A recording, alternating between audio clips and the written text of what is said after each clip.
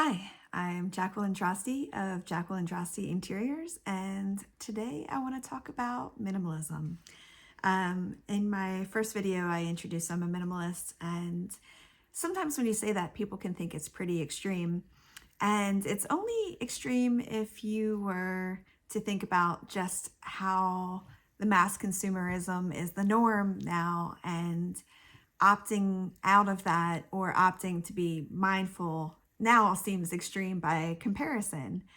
And there are a lot of reasons that people choose to get into minimalism, or, if they want to avoid it at all costs. And I know when people are very sentimental, they hate the idea of minimalism, or if they grew up without a lot of resources, then surrounding themselves with what they have makes them feel safe. So if you are in either of those camps where you feel like, it creates a sense of safety, or, it makes you feel closer to the people around you, then that's okay. Minimalism might not be for you. But I think there's a lot of people that they haven't evaluated whether the things around them are actually bringing them pleasure, and maybe they feel controlled by the stuff around them. They feel like they're a victim to their surroundings, and maybe it's time to pause and to evaluate. I got into minimalism when my daughter was young, and there are a lot of really great blog posts out there, great books out there. One that I really love is by author Courtney Carver, and her book, which I want to say it's on my shelf. Yes, Soulful Simplicity. I really, really enjoyed that one. Courtney went through a multiple sclerosis diagnosis, and that was her opportunity to slow down. And, you know, it's good to not need a medical emergency for you to stop and reevaluate your life. I don't want to move through life in this rush, this unexamined rush, where you get to the end of your day and you're exhausted and you don't even know how you spent your time. And you're just, whether it's consuming content, which now I realize I'm guilty of contributing to, or, you're consuming, shopping, like you're consuming, other videos, other forms of stimulus. And then at the end of the day, you're just so exhausted, and you want to know where's your life going? Where's this time going? And sometimes minimalism can be that pause for you if you need it.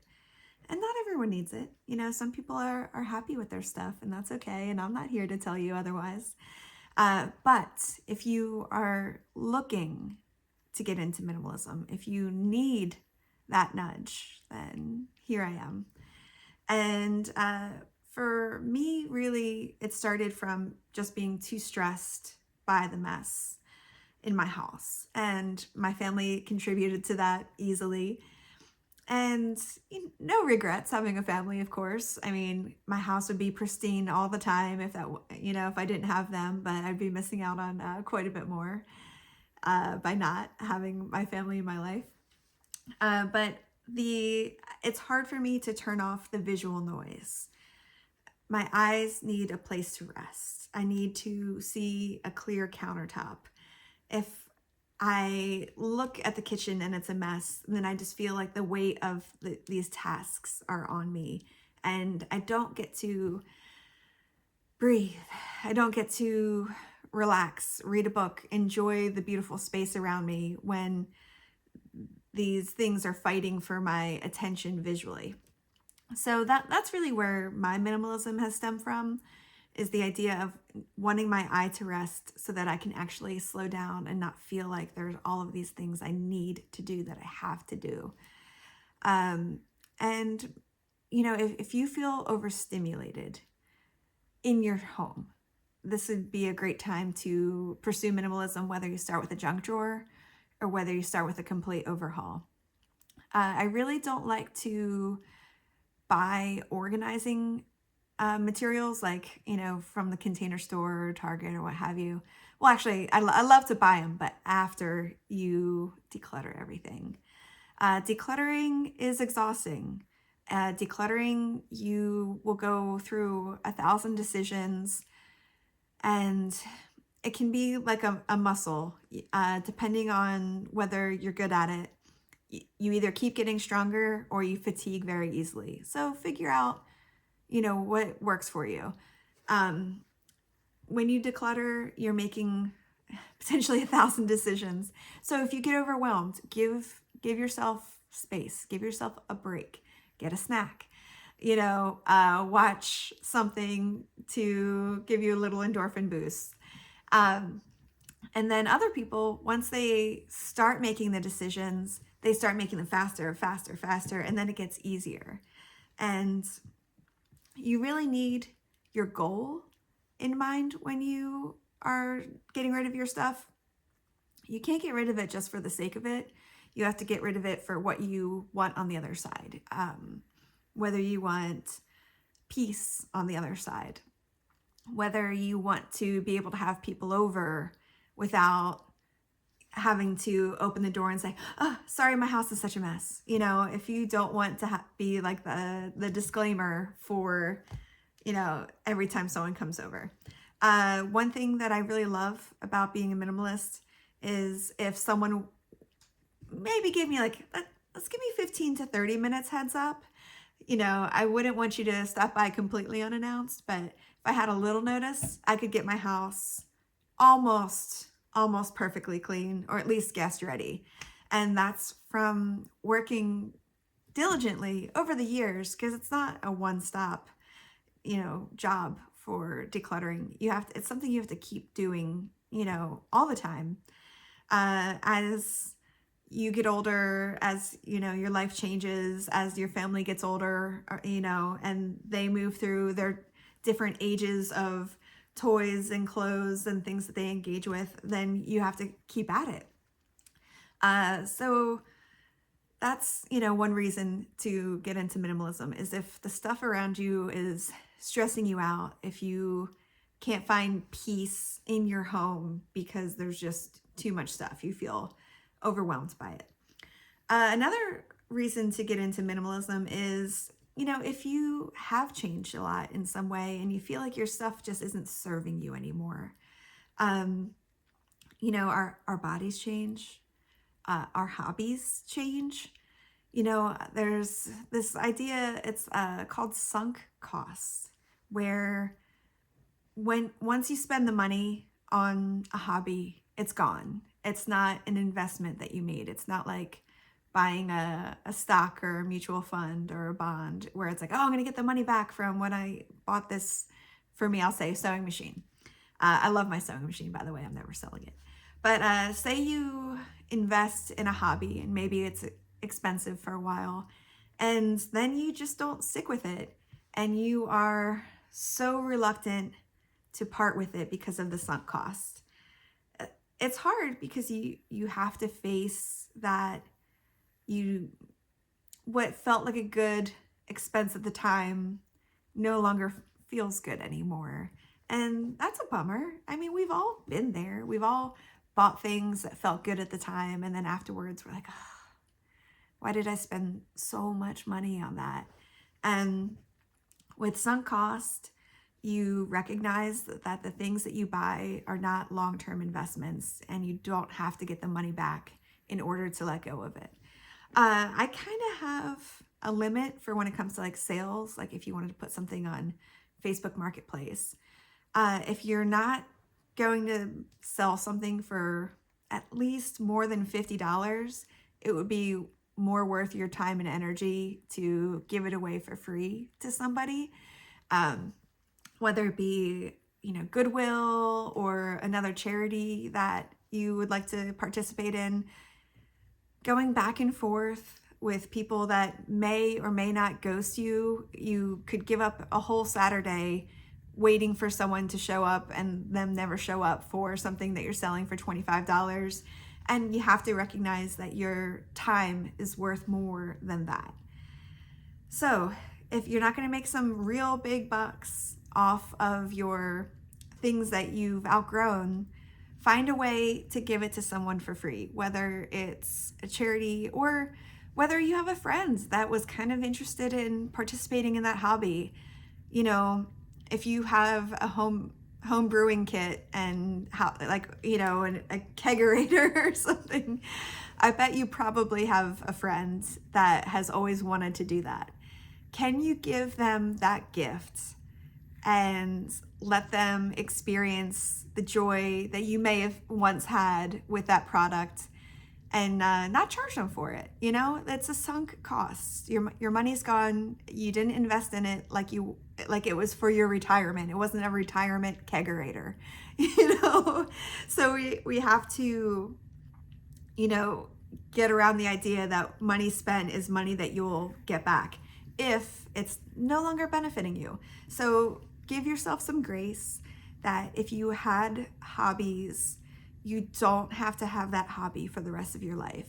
You are allowed to change. You're allowed to grow. You can try things out without signing a lifetime contract. So if you needed permission to let go of something that you were once into, here's your permission. You don't have to define yourself by that hobby that you were interested in, you know, 5 years ago, 2 years ago, 6 months ago. You are allowed to change your mind. It's fine. It's just things. It's just stuff. So let's see. Other reasons that you might be interested in minimalism is if it takes too much time and energy or money to maintain these things. So even if, you know, even if you enjoy what you have, maybe it's the maintenance of it that is, in essence, sucking away the joy of it. Where they say that the two best days of owning a boat is the day you buy it and the day you sell it. So what is that boat for you? What takes up too much time or energy? What's broken? If something in your home is broken and every time you see it, you go, oh, I gotta get that fixed. Oh, I gotta get that fixed. Oh, I should really find someone who knows how to repair a blender. Don't do that to yourself. There aren't blender repairmen on every corner. So give yourself the opportunity to let go of the things that are broken, that you can't maintain, that, you know, I love the idea of, this is more, you know, landscaping, but when people don't want to invest so much time and energy into their lawns and they create like the landscaping that is natural, that is, you know, shrubs and bushes and plants that grow naturally in that area so that it takes less upkeep. It's a gift because, one, it creates just a natural beauty in the front yard, and then two, you don't have to spend all of that time seeding and mowing and watering. And it's kind of like that in your home too. If you think about appreciating a natural landscape, think about that for your home. What feels easy? What feels like you have your time back? You know, what doesn't take so much work? You know, we work all week, and then our weekends, we also feel like we work all weekend. When do we get a break?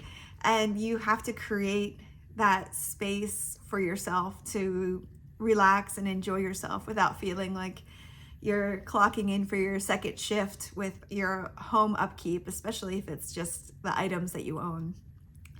And for my last part of this video today, something that you can, if you struggle with this and you want to minimize your belongings, a really tough one is gifts from other people.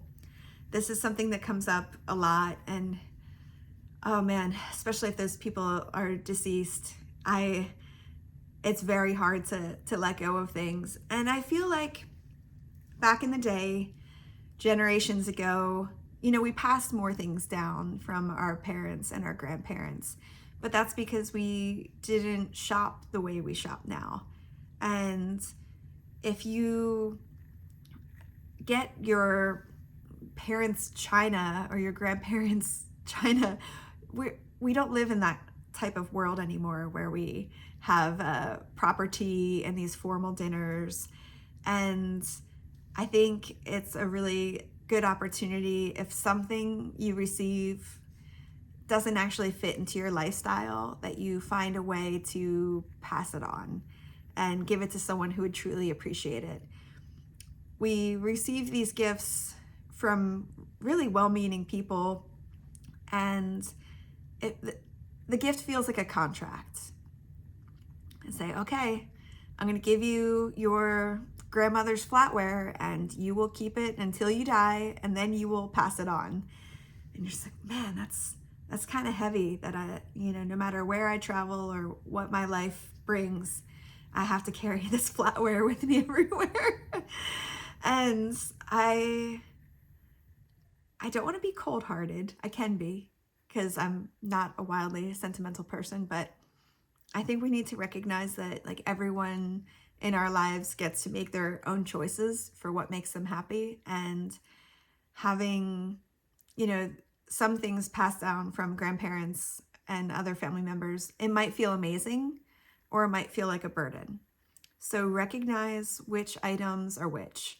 If you feel like every time you use, these beautiful china teacups, it feels amazing and you feel that sense of connection, then you don't have to get rid of it. Like, that's fine. I am all about joyful minimalism, intentional minimalism. It's not getting rid of everything you own. It's getting rid of the things that no longer serve you. So if you love these china teacups that you get from your grandparents, keep them by all means. Show people when they come over, oh, I got this from my grandmother. It's from the 1920s or something. Or I don't know, I guess today's grandparents are from the 1940s, 1950s, 1960s. I got to keep up with the generations here. But say you get a pair or set of like your grandfather's golf clubs, and you've never, ever golfed a day in your life. I don't feel like you should have to drag a bag of golf clubs with you wherever you go. This might be personal. My dad's a golfer, and I don't think he plans on giving me his golf clubs, but Dad, don't give me your golf clubs. But yeah, if there are things that you will cherish and that work with your life and your lifestyle and the people around you, then by all means keep them. But just because you receive something, it's not a contract that you have to keep it for the rest of your life. You can receive it graciously. Say, oh, thank you so much for thinking of me. Keep it for as long as it feels safe. And then, find a way to pass it on to someone who would really enjoy it. We don't want everything to end up in landfills, but I feel like there's something out there for everyone, and you can find that person that would be completely delighted by the things that don't actually serve you. So yeah, if you are interested in exploring minimalism and decluttering, I hope some of these ideas give you permission to do so. Don't overwhelm yourself with your decluttering journey. Slow down, drink water. don't move too fast. Just so you don't have regrets. I mean, there's very few things that have slipped my fingers that I've thought about, and I'm like, oh, if only I kept this. I missed this one shirt. I should have kept it. But on the whole, I forget about these things for the rest of my life, and hopefully they bring joy to other people. But mostly I do this because it brings peace to myself and peace for my family life, and a sense of presence, because I don't have to spend my time thinking about these things any longer. The burden is lifted from me. And,